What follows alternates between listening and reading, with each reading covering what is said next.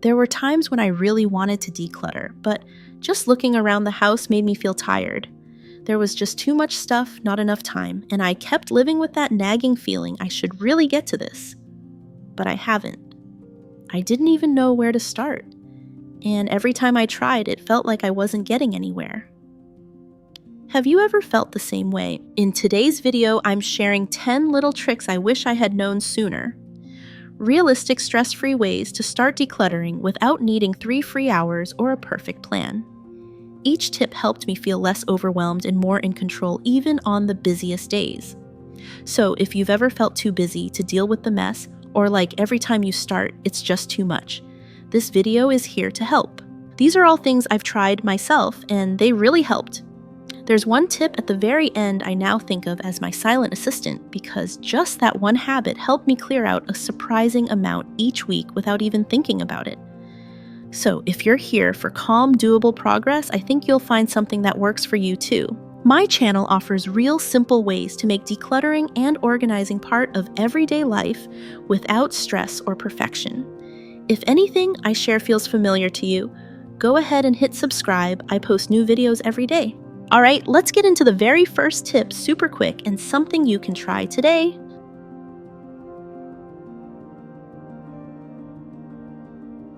One of the easiest ways to get started, especially when you feel stuck, is to grab 2 things: a trash bag and a donation box.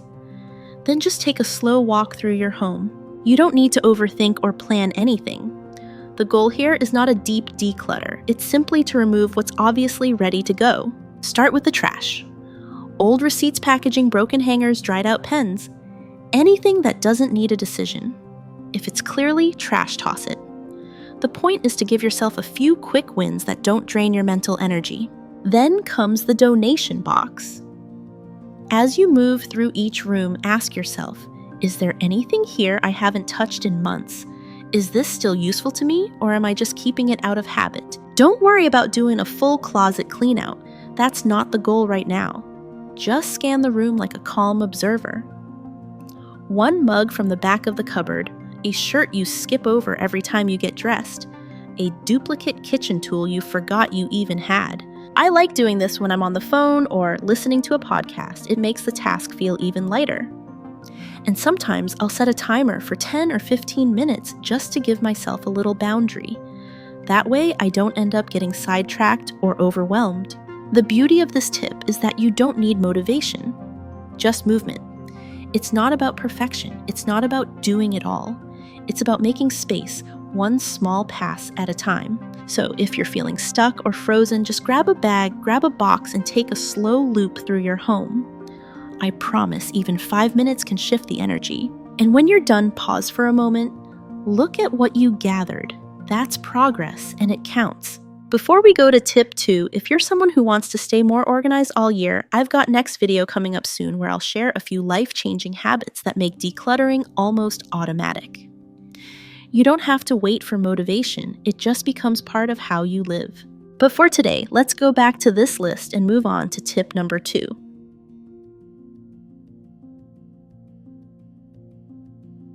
The second tip is simple but surprisingly powerful. Put a sticky note or a piece of masking tape on items you rarely use and write last used with today's date. This is for things you think you might need someday, but deep down, you're not sure. Like that blender you haven't touched in months, or a jacket that's been sitting at the back of the closet for 2 winters, or a pile of old tech cables that you don't even know what they're for anymore. Instead of spending energy deciding whether to keep it or toss it, just label it. That's all. Write the date, stick it on, walk away. You're not throwing anything out yet. You're just tracking what's really being used and what isn't. When I started doing this, I realized how much I was keeping out of habit. There was a rice cooker I hadn't touched in a year. Once I added that sticky note, I completely forgot about it. A few weeks later, I saw the date still sitting there. That told me everything I needed to know. This trick gives you real-life evidence, not just guilt or what-if thoughts. And it's gentle. You're not forcing a decision right away. You're just giving yourself a little time and a clear visual reminder. It works great in this kitchen, the bathroom, the closet, anywhere. Clutter tends to hide in plain sight. So next time you catch yourself thinking, I might need this. Try saying, okay, let me just label it and see. And if a month or two passes and the note is still there untouched, that's your answer. Let it go and make space for the things you actually use.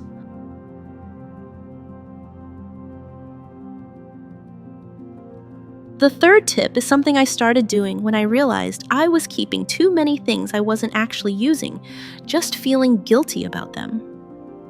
Instead of trying to decide right away whether to keep or donate, I gave myself permission to pause. Here's what I did. I had this electric grill I bought during a sale, thinking we'd do fun indoor cookouts.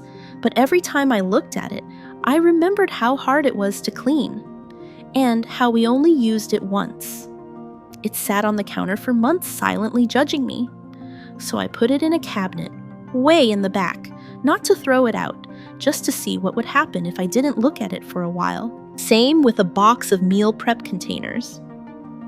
They were the stackable, color-coded kind that promised to change my life, but I always reached for the same 2 glass ones I liked better. So I packed the rest into a bin and slid it under the bed. And a third one, this was funny, I had a panini press that I bought in a burst of energy after watching one too many cooking reels. It was still in the box. I didn't even open it.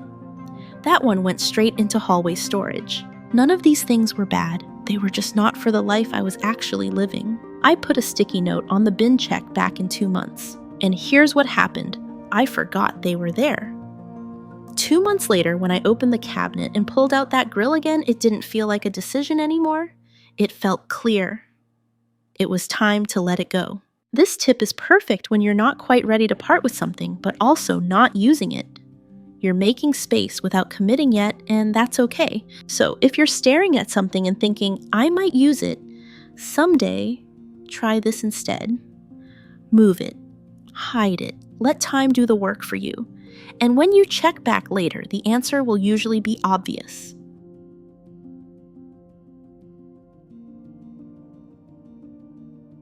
The fourth tip is a super practical move that makes decluttering easier without even touching your stuff. Here it is: set up a donation box and put it somewhere you can actually see, not in the garage, not behind 5 other storage bins, but somewhere on your everyday path. Maybe it's by the laundry basket. Maybe it's near the entryway under a bench, or yes, even better, maybe it lives right in your car trunk. Because the truth is, the longer stuff sits around after we decide to let it go, the more likely it is to sneak back into our lives. We second guess, we move it to another shelf, we think, maybe I'll find a use for it later. But if that donation box is already in place, already open and waiting, your brain doesn't need to make another decision. You just drop it in and move on. It turns decluttering from a big event into a tiny habit. One shirt here, one mug there, one random toy that keeps showing up under the couch. It's low pressure, there's no deadline, and yet over a few days or weeks that box fills up quietly, and when it's full, you're ready. No sorting, no second guessing, just grab and go. Keeping the box in your car makes this even easier. You're already driving past donation centers or dropping kids off. Having it there means you don't have to schedule a special trip. Just take 5 minutes when it's convenient. The key is to make it effortless. Decluttering doesn't always happen during a deep clean. Sometimes it happens in passing, in those little moments when something feels ready to go. And when your home has a built-in exit lane for stuff, it's way easier to follow through. So the next time you're tidying up and think I should donate this, don't wait. Don't overthink. Just drop it in the box and let it be done.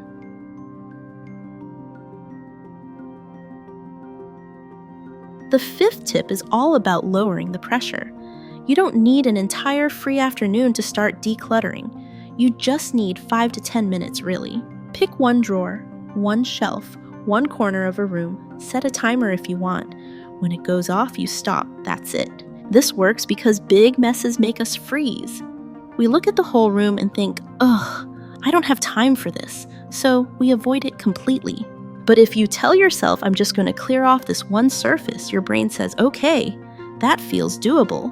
And here's the secret: small wins add up. Even if you only declutter 10 minutes a day, that's over an hour a week, and that's more than enough to make a real difference. You can also tie it to something you already do, Like while your coffee's brewing, go toss 3 things from the junk drawer, or right after brushing your teeth, scan your bathroom counter and toss empty products. When you pair small chunks of decluttering with daily habits, it becomes a rhythm, not a task. There's no need to wait for the perfect day when the house is quiet and your energy is high. Let's be honest, that day rarely comes. But you can always find 5 minutes. And the more often you do this, the less clutter builds up. You're not just cleaning up, you're preventing future mess from growing. So don't underestimate what a short burst can do. Set a timer, pick a spot, and just start. When the time's up, stop, no guilt, no pressure. Then tomorrow, do it again.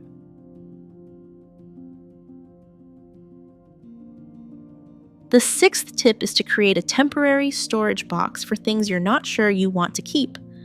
I call this your not now box. Here's how it works. As you declutter, you'll come across items that you don't use often, but you also don't feel ready to give away. You don't need to decide right away. Just put those items into a box or a bin, close it up, and set a reminder to come back in about 1 or 2 months. That's it. For example, maybe you find a purse that you haven't used in ages, but you're still attached to it. Or a set of dishes from your old apartment that don't really fit your life now, but you feel guilty getting rid of them. Or a jacket that doesn't quite fit, but it was expensive. Instead of spending too much time thinking about each one, just put them in the Not Now box and keep decluttering the rest. What this does is help you stay focused. You're not forcing a tough decision while your energy is still going. You're saving it for later when you have more space in your head. And later, when you open that box again, it's usually much easier to let things go. You'll probably realize you haven't thought about those items at all, and that's your answer. This tip is especially helpful if you tend to overthink or get stuck trying to be too careful. You're not throwing anything out right away, you're just putting it aside. So next time something feels, maybe, don't let it slow you down. Drop it in the Not Now box and keep moving. You can always come back to it, but for now, it's out of your way.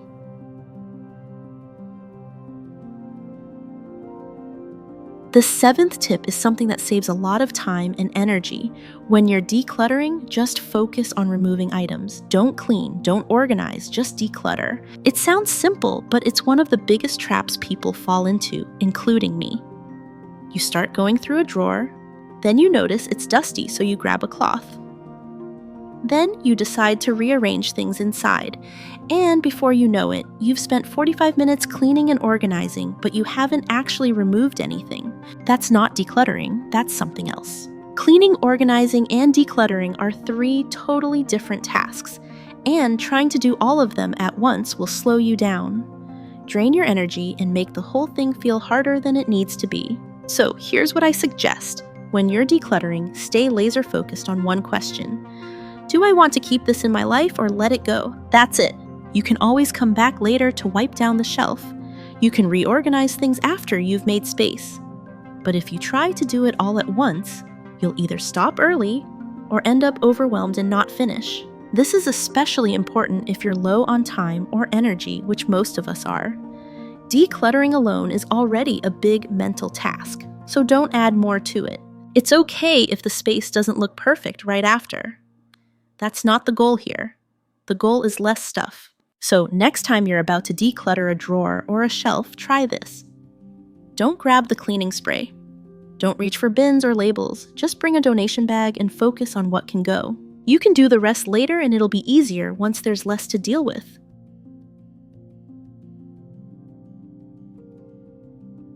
The 8th tip is something I actually do when my house feels overwhelming, and it works. It's just making a list.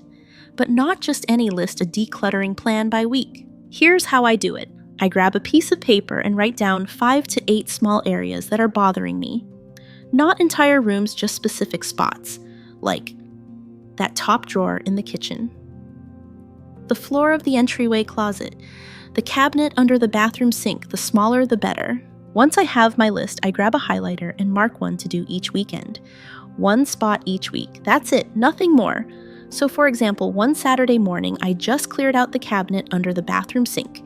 It took maybe 25 minutes. I tossed expired products, gave the shelf a quick wipe, and was done.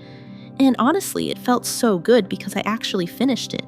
I didn't leave it half done. The next week I did the coat closet floor.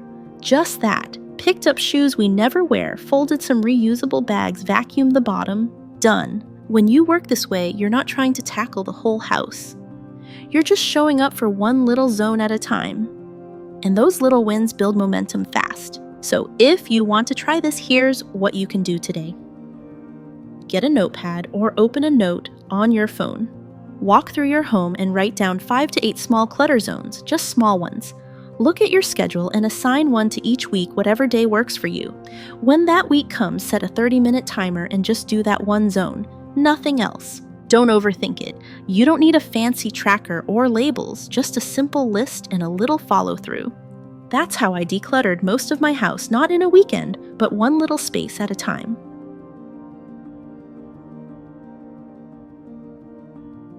Tip number 9 is simple, but it makes a big difference. Let someone else help with the small stuff so you can save your energy for what matters most. I used to think I had to do everything myself. If I was decluttering a space, I felt like I had to manage every single part of it, even the stuff that didn't need my attention. But the truth is, not everything requires your full focus. Some tasks are simple, repetitive, or physical, and they can easily be done by someone else. For example, one weekend I wanted to go through our hallway closet. There were coats, random bags, old scarves, and also a pile of things that just needed to be taken to the laundry room. I asked my partner to handle that part. Just carry them downstairs and start a load. It took him 5 minutes, and in that 5 minutes, I had space to decide what I actually wanted to keep. In another case, I was trying to clear out a cupboard in the kitchen, and there were about 10 empty jars and old spice containers. I didn't need to be the one rinsing them out or peeling off the labels. So I asked my son to do that part while I stayed focused on sorting the rest of the shelf.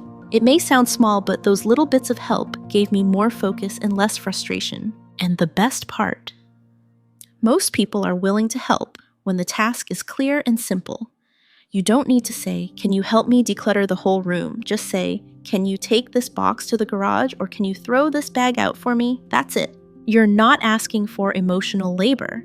You're asking for small, concrete actions so that you don't waste your limited energy on things that don't need it. So if you're planning to declutter this weekend, take a minute to think, what part of this task could someone else do for me? What tiny piece could I hand off?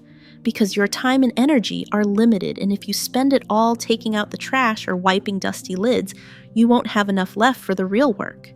Deciding what stays and what goes. Let the easy things go to someone else. Keep your focus for the decisions that only you can make.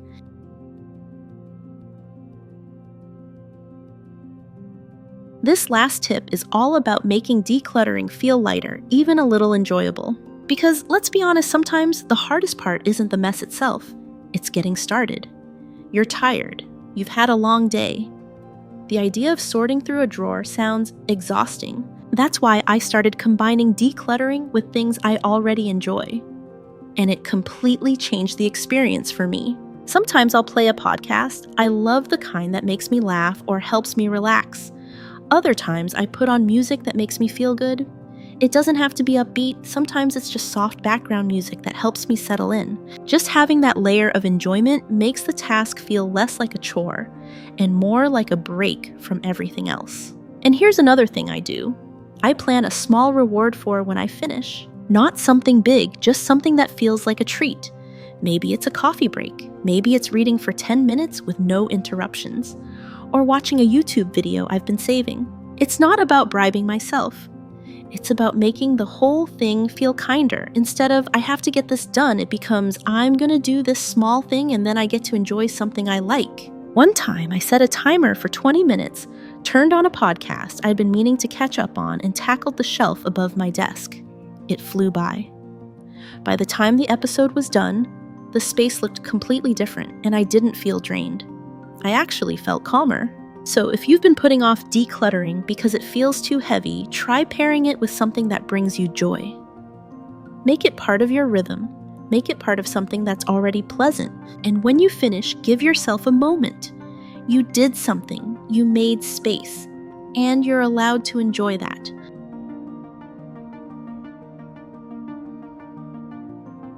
So those were 10 little things that have helped me declutter faster with less stress and more calm. You don't have to do them all at once. You can pick just one this week and start small. Even one drawer, one shelf, or one decision can shift how your space feels and how you feel inside it. And if you're ready to keep going, to really make this your year of getting clear, getting lighter, and making your homework for you, then don't miss the next video. I'll be sharing some of the most powerful decluttering tricks I've ever tried, the kind that don't just tidy your space, but change how you live in it. These are the habits that made me feel like, okay, now I'm actually getting somewhere. So if that sounds like something you need, make sure you're subscribed. And if anything from today's video helped you feel a little lighter, I'd love to hear it in the comments. Thanks for spending time with me here. I hope your home feels just a little more yours today.